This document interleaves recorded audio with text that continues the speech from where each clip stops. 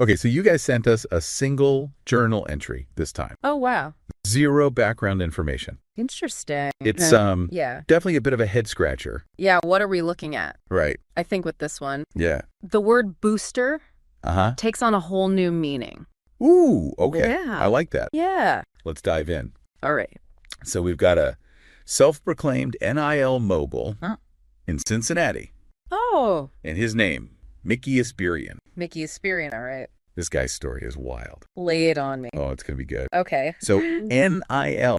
N.I.L. Yeah, so for our listeners out there, who I'm sure already know about this, but it's worth just noting how much it's upended the world of college athletics. Totally. It allows college athletes to profit from endorsements and other business opportunities, which has created like a whole new dynamic. Oh, yeah, for sure. In recruiting and competition. Huge. Yeah. So this Micky character, he is like at the heart of it all. So he decided to take matters into his own hands. Let's just say he's not exactly running bake sales to raise money. Right. Funding these top athletes to play for the Cincinatti Bearcats. Wow. Well, with money he's getting from, wait for it, okay, stolen gems. What? Yeah. Wow. Okay. Crazy, right? He's a booster with benefits. Oh, yeah. Yeah. So we're talking. So where's he getting these gems from? Oh, yeah. So he mentions diamonds from downed airplanes. Oh, my God. Pearls from deceased jewelry thieves. That's wild. Yeah. That paints a very complex picture. It does. It's fascinating and disturbing all at the same time. Absolutely. And this is where Micky's background really comes into play. Right. His time in Afghanistan exposed him to, let's just say, some less than legal ways of making money. Yeah. He picked up a few tricks of the trade, shall we say? And, you know, that experience ultimately leads him down a path that I think most fans wouldn't even dream of. He seems to think he's doing this for the good of the team. He does. He really does. In the city of Cincinnati. Yeah, it's like he's got this whole, like, Cincinnati pride thing going on. Okay. But the methods are so clearly illegal and dangerous. Yeah, he's walking a tightrope. He is. For sure. It's a dangerous game. So this is where it gets really interesting. Oh, here we go. So he acknowledges feeling guilty in this entry. Okay. But he justifies it by saying everyone benefits. Right. The athletes. Right. The jewelers. The city. Okay. But he doesn't do it alone. Right. He brings in his veteran buddies, Hank and Scott. Okay. To help him with the operation. And it's really important to remember that both Hank and Scott are dealing with some lasting effects from their service. Absolutely. Hank suffers from pretty serious hearing loss. Oh, wow. And Scott is actually missing several fingers. Oh, my gosh. And these injuries have made it incredibly hard for them to find any kind of decent work. And I think that really plays into their willingness to get involved with this whole scheme. Yeah. Absolutely. It adds a whole other layer to their motivations. And you can see in Micky's journals how much he is just fixated on, you know, boosting the Bearcats. But Hank and Scott are increasingly worried about the risks involved. Yeah. Well, of course they're in a tough spot. Right. They need the money and they're loyal to their friend. Right. But at the same time, they know they're playing a dangerous game. A very dangerous game. Yeah. And, you know, they're not messing around with small-time stuff. No, no. This is stealing diamonds from airplanes. What? Hijacking gem shipments. Seriously. Even taking gems from other criminals. They are bold. Bold is an understatement. I mean, the audacity of it all and the scale of their operation is remarkable. Yeah. And the potential profits from these heists, I mean, it's significant. You know, gem valuation. It's complex, some of these stones. Could be worth millions. Millions that Micky funnels right into his N.I.L LLC. Oh, wow. However, his partners in crime are increasingly nervous about his activities. I bet. So they're not in on like the whole thing. His associates in the scheme are oblivious to the robberies. It's a house of cards waiting to collapse. It is, isn't it? Yeah. Oh, man. It's fascinating. It is. Yeah. What else? So something else that struck me was how much his past experiences seem to be informing his present actions. Interesting. So he mentions stealing and smuggling goods in Afghanistan before the U.S. pulled out. Oh, wow. Yeah. That's a whole other layer. It is, and it makes you wonder if those experiences, gave him the skills and the connections to orchestrate these elaborate heists. That's a really good point. It's a look into what a lot of veterans go through when they come home. Right. The whole trying to find a purpose thing. Yeah, exactly. Struggling to kind of fit back into regular life and sometimes making some pretty bad choices, just to deal with it all. And Mickey's journal, it's like a picture of a guy who is completely obsessed. He's like pouring everything he has into making the Bearcats national champions. Yeah. Even if it means getting to some really shady stuff. It's like his time in Afghanistan provided a blueprint. Exactly. For his current operation. And speaking of blueprints, he's meticulously planning this next heist. Oh, wow. Targeting sapphires from a train to land 2 star players, a quarterback, and a wide receiver. The big get from Arkansas. Oh, yeah. They come with a multi-million-dollar price tag. Wow, the stakes are high? They are. Yeah. I mean, this is big-time college sports. It is. Yeah. High stakes. I mean, he could be facing some serious jail time. And what about the players he's recruited? Do they get in trouble too? That's a tough one. I mean, it all depends on if they knew where the money was coming from. Oh, right. Like if they knew it was all from stolen gems. Exactly. If they did, they could lose their eligibility. Maybe even face legal trouble themselves. And the University of Cincinnati. Ooh, they could be in big trouble too, even if they didn't know what Mickey was up to. Just the fact that their athletes were involved? It really speaks to the intense pressure and competition that's just permeating college athletics today. Oh, for sure. Like NIL deals have become such a major deciding factor in recruiting. It's crazy. Pushing some individuals to the brink. Absolutely. He's going all in. He is. On this train heist. Wow. Putting everything on the line. And this irony is definitely not lost on Hank and Scott. Right. You know who, as Mickey writes in his journals, keep urging him to stop while they're ahead? Well, I mean, and their pleas, I think, really show a fascinating dynamic in this group.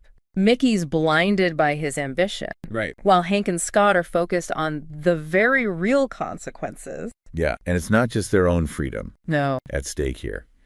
If this scheme falls apart... Gosh. The university could be facing some very serious repercussions. Oh, yeah. We're talking sanctions, loss of scholarships, maybe even a ban from competing. What's fascinating to me is that he is so deeply enmeshed in all of this. What do you mean? He isn't just funding it. He's finding places to stash the stolen gems. The craziest part, where he's hiding all this loot. This is where things get interesting. We're talking about rundown apartment basements. Lower Price Hill, to be exact. Not exactly the kind of place you'd expect to find a stash of diamonds. Right. These are like dilapidated buildings. Yeah. And Mickey's got free reign over these basements. The sources say he made some kind of deal with this woman who owns the buildings. They call her the slumlord chick. Oh, wow. It's a complex operation, and he's the mastermind behind it all. And for some guys like Mickey, they're searching for that sense of purpose, that adrenaline that they had in combat. They just don't know where to find it. So maybe this whole NIL thing is his way of coping, trying to fill that void. That's what it seems like. He's replaced one battlefield with another. I wonder if he realizes how dangerous that is. Well, that's the question, isn't it? Will he listen to his friends, or is he too far gone? I mean, it really feels like Hank and Scott, they get it. They understand what Mickey's going through. Oh, yeah, definitely. I mean, they've been there with him. They've lived through that same kind of craziness. Exactly. And their warnings, it's not like they're just saying, hey, be careful. This is like a deep plea coming from a place of knowing how bad things can get. Yeah, it's a fascinating psychological puzzle. Yeah. Wow. Perhaps he's compartmentalizing to cope with the cognitive dissonance of his actions. Oh. Or maybe he genuinely believes that the ends justify the means. Okay. That the success of the Bearcats outweighs the ethical and legal transgressions. Yeah. He actually mentions that. Does he really? Yeah, he says he feels like he's suffered enough as a fan and deserves the title of N.I.L Mogul. Wow. So it's almost like he's trying to compensate. Yeah, like he's earned it. For past disappointments by any means necessary. Yeah, and this upcoming train heist. Oh, yeah, the train heist. Targeting sapphires. Right. Seems like it's pushing him to his limit. Yeah, he's upping the ante. He is. For sure. Yeah, he mentions his partners. Yeah. Hank and Scott. Hank and Scott. Getting increasingly nervous about the risks. I bet, yeah. He even had this, passing thought. Oh, no. About calling his cousins in Armenia to cut their ears off with a machete. What? Yeah. Oh my God. It's intense. That's dark. Yeah. Okay, so he's obviously not going to do that, right? No. He dismisses it. Okay, good. Because he considers Scott a brother. Oh, wow. They fought together against the Taliban in Kabul. Oh, wow. Okay, so this is another layer of complexity to Mickey's character. He is a complicated guy. So it sounds like he's deeply loyal to his partners. Yeah, especially Scott. Okay. But still willing to engage in these dangerous criminal activities. It's a strange juxtaposition. It is. Yeah. And it's like the irony is that his success in attracting top talent could be his undoing. Oh, how so? Well, think about it. Okay. The more successful the Bearcats become, the more scrutiny they'll face. Right, more eyes on them. Yeah, exactly. Okay. People will start asking questions. Oh, yeah, for sure. About their finances, their boosters, and eventually Mickey himself. Yeah, he's going to be in the spotlight. It's like he's building a house of cards on a foundation of quicksand. It's not going to end well. It's not. What's also interesting is how he's like exploiting this system that was designed to benefit athletes. I mean, NIL deals were intended to empower them. Right. But they've created these new ethical dilemmas and opportunities for exploitation. Yeah, he's using these loopholes to funnel illicit funds to players. Right. And they probably have no idea. They don't even know. It's a fascinating glimpse behind the curtain. It also reveals a fascinating character in Micky Ispirian. The question remains. The big question. Is he a visionary booster, pushing the boundaries of what's acceptable? Okay. Or a criminal mastermind, masking his greed behind a facade of altruism? That is the question. We've uncovered a tangled web of ambition, crime, and all the complexities of this NIL era in college athletics. The whole new world out there. It is. Micky Ispirian. Such a product of his experiences. Yeah, like in the illicit underworld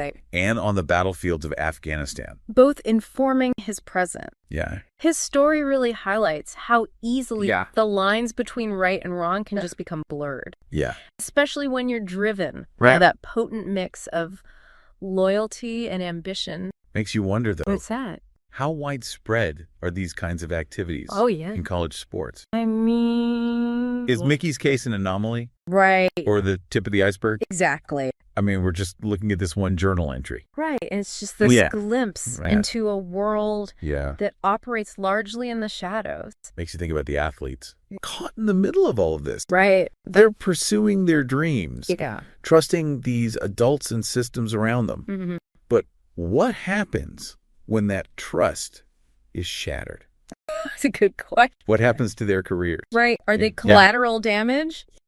It's a really good point. This underscores the need for transparency and accountability. Yes, 100%. Within the NIL system. We need that. Without clear guidelines and robust oversight. I mean, the potential for ethical breaches and legal violations will only continue to grow. Absolutely. It's a slippery slope. Even with like straightforward intentions, the path to success, it can be fraught with ethical dilemmas and unintended consequences. So true.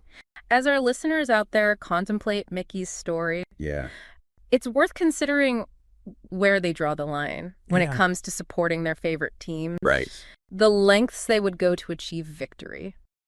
Yeah, good question. Is there ever a justification for compromising your values even in pursuit of a greater good? I don't know. I don't know the answer to that one. Food for thought. Definitely a lot to think about. Yeah, thanks for joining us. See you this time.